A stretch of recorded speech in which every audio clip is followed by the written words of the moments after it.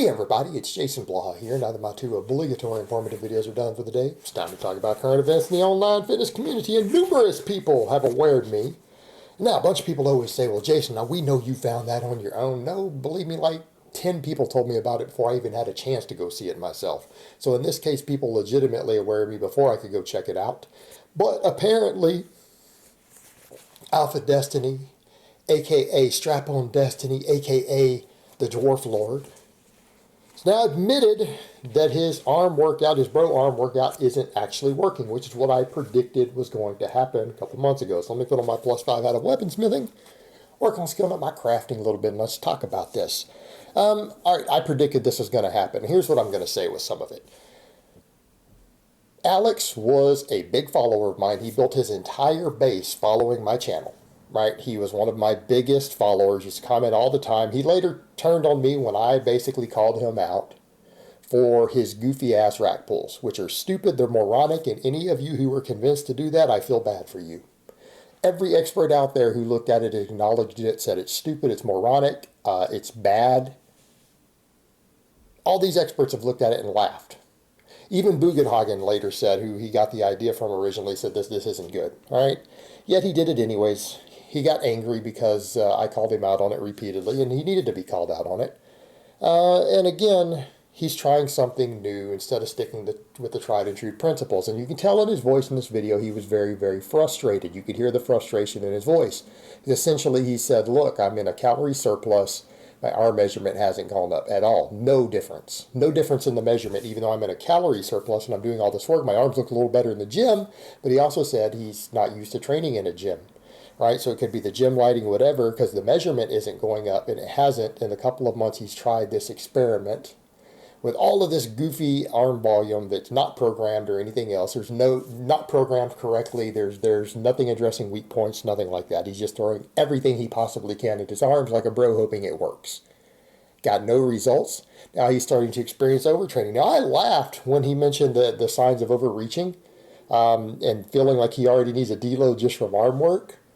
The first thing that popped in my head, well, it could be your goofy ass diet. That's a factor. And then he actually addresses that in the video and said, now a lot of people are going to say it's the plant-based diet, but I don't think that's the case. Yeah, that is a factor. All right, let's go back over. You used to listen to me, Alex. You used to listen to me. You better start listening again. You need to drop this goofy ass soy boy cut diet that you're running. All right, that's half of your problem. Your gains are done.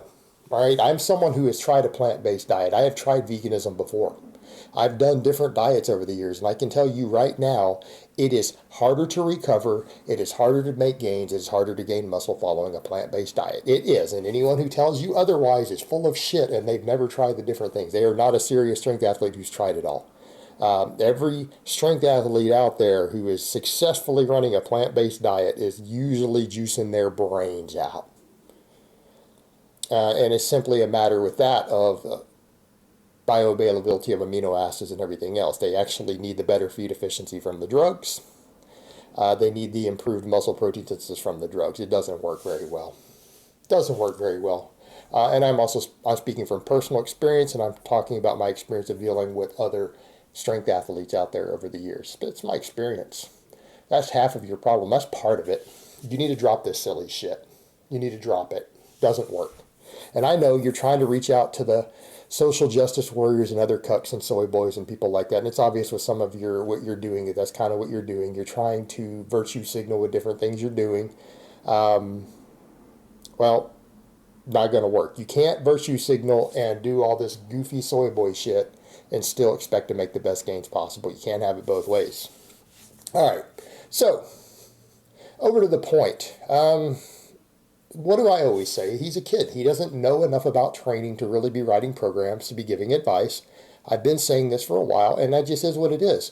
I'm going to be honest. If you guys out there think that 22 and 23-year-olds need to be coaching people, that they have the experience to be good strength coaches, enough to be charging $50 for a program, you're foolish. It's just not the case. They don't. And it's not a knock at people's age, guys. I was 22 at one time. I was 23 at one time. And I can tell you that at that age, you simply do not have the experience necessary to be a good coach. You still make a lot of foolish mistakes. You have a lot of learning to do with yourself, with people you coach, everything else. There's a lot of learning to be done. You really and truly can't be an expert at it at that age. Might be some exceptions, but he sure as hell isn't one of them. And this was a perfect example. He got desperate for more arm gains, tried a bunch of goofy shit, and it's not working. All right, it's all about fatigue management. I mean, part of the issue he's saying, oh, my triceps. Yeah, because you're coming in, instead of saying, hey, where's the most lagging part of my tricep? What needs the most work? If I'm going to do smaller exercises, I should focus completely on that, all of my efforts into that, find a maximum recoverable volume, increase my frequency on it.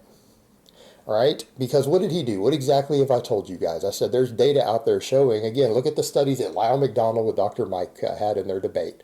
Lyle had pointed out in studies that when they took 14 sets of triceps and went to 28 sets of triceps and compared the two groups on a once-a-week tricep day, they found that the 28 sets didn't make any more progress than the 14. In other words, 14 was already reaching the maximum amount of volume that the triceps were able to adapt to from a single workout. They saw no improvement beyond that. All right, triceps don't respond that well to really high single volume training. They seem to have a very low threshold. And when you look at different studies that have looked at volume, triceps seem to respond the least to daily volume out of just about anything. They have a finite amount of it. If you want them to grow, and I'm tricep specializing right now because I know my triceps are a weak link in my strength, my muscle mass, everything else. I am specializing in triceps. What is it you see me guys doing? Heavy focus on the long head, very high frequency, fairly low volume of it. Now, I do have a really high tricep volume day. Why? Because I have a dynamic effort pressing day. That's an enormous amount of volume, and then I do a little bit of extensions at the end. All my other sessions, I do like 3 or 4 sets of extensions, including my max effort pressing day, including my volume pressing day, and then on all my squat and deadlift days, right?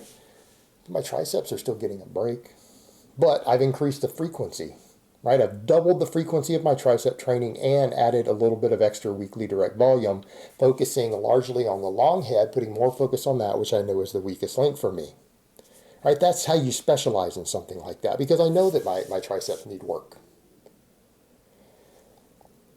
So he's not doing it correctly. He's just doing a bunch of random shit and throwing in partials and goofy exercises instead of saying, hey, here's where I know my weaknesses are. I need to hammer those with increased frequency, because when you are drug-free, and I'm drug-free right now, it's a perfect example. I am off my TRT and everything. I'm drug-free. In other words, if I want a muscle to grow, I have to increase the frequency, not just the volume. And there's a finite amount of volume you can adapt to from a single training session. At a certain threshold, you have to do frequency more than volume. Same thing. He's going over just doing tons of light pump or doing this whatever nucleus overload. That is the stupidest name I've ever heard of for what that sort of training supposedly is. Mindless junk volume with extremely light weights for a muscle group. That doesn't work. That doesn't work either.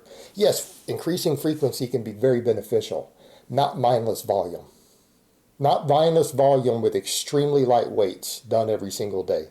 Again, that's not going to work either if you're not on drugs. So what he has done is that because he is desperate for results, because he doesn't know how to program, he has just thrown a bunch of random stuff in, throwing stuff everywhere, hoping something will stick. We're going back to the goofy-ass bro bodybuilder idea. Throw everything at the kitchen sink at it and hope that something works.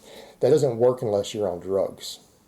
If you have weak points that need work, and we all have them, I don't care what your goals are. I don't care whether your goals are physique-oriented, athletic-oriented, strength athlete-oriented, whatever you're doing, you're going to have weaknesses. You're going to have weak points that are going to need to be addressed. And if you just do random stuff for them instead of approaching it intelligently in a programmed fashion in which you are looking at things like maximum recoverable volume, training stress, stress versus fatigue versus recovery, frequency, unless you are addressing these things correctly, you will not fix your weak points. Weak points require more thought than other stuff do. The things that you're just genetically gifted at or you're strong at, they're going to come easy.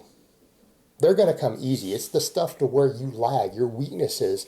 Those are the areas that you're going to have to be very careful in your programming of if you want them to improve. You're going to have to do a lot more work for them, but you're going to have to approach it intelligently. And he didn't. He's not, because he doesn't have the experience or the maturity to know how to program these things. And he's emotionally tied to it.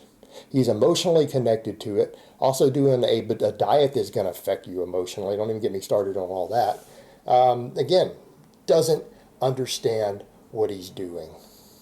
doesn't understand what he's doing, and now he's frustrated and emotional about it, so he's going to make even more mistakes because he's emotionally attached to it and frustrated instead of being logical and using experience and maturity and reason to fix his problem. But what do you expect from a guy who calls himself AlphaDestiny? He started calling himself that at like 19. What do you expect? All right, guys, but that's really all I have to say on that today. I hope it's been informative, and I will talk to you guys next time.